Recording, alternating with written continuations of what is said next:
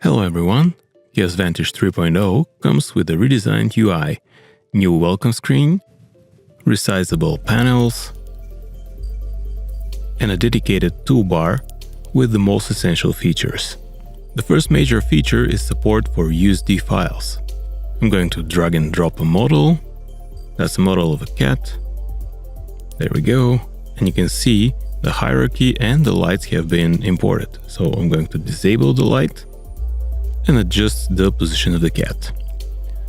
I'm going to copy the image buffer by pressing Ctrl+C and paste that in Photoshop. In Vantage, I'm going to use the new selection mask mode to isolate only the selected object. In this case, it's the cat. I'm going to press Ctrl+C again and use that to apply color corrections only to the selected layer. In this case, curves. Let's apply a blur filter on the background for more selective color corrections. This provides great flexibility for experiments and quick iterations. I'm going to delete this object. And I'm going to move to the next major feature, which is support for Material X shaders. I have downloaded a couple of those from the AMD GPU Material X library, namely the car paint and the cobblestone, and assigned those here. Looking at the material editor in 3ds Max, we can see the Material X shader applied. Another new shading feature is the support for the V-Ray two-sided texture. I'm going to take a look at this camera, and I'm going to use the new material picker button to select the material. If I double click, the material editor is going to pop up and I will be able to both preview and edit the material. I can change various parameters such as colors, textures, apply different shading networks, texture mapping, and UV randomizers as well. In this case, I'm editing the two sides of the V-Ray two-sided texture.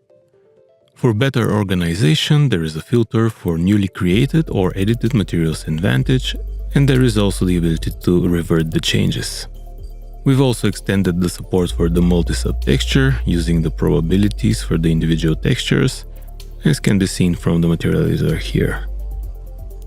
Within the new material editor, we can also add different textures within existing shading networks. I'm going to wrap this texture in a color correction, allowing me to iterate much faster directly within Vantage. And the next major feature is support for Gaussian splats. This island here is a Gaussian splat. You can see the splats if I zoom in.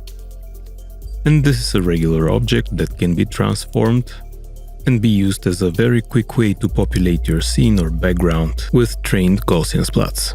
We also added support for the new clustering option in Chaos Scatter. You can generate them directly in Vantage and, adjusting the parameters, alter the patterns. In this case, I'm changing the size and diversity to get different type of effects. With the material editor, you can not only create new materials from here, but you can also use the newly added Cosmos option to generate AI materials. I'm going to do that, and I'm using a texture of grass and fallen leaves, selecting the pattern, and generating the material. This is a very quick and hassle-free way to generate new materials that you can't find in Cosmos. Let's import it and assign it to the pavement. Now the pattern is rather large, so I'm going to tile it up to make it smaller. I can also adjust the rest of the parameters to my liking, and I'm going to lower the glossiness.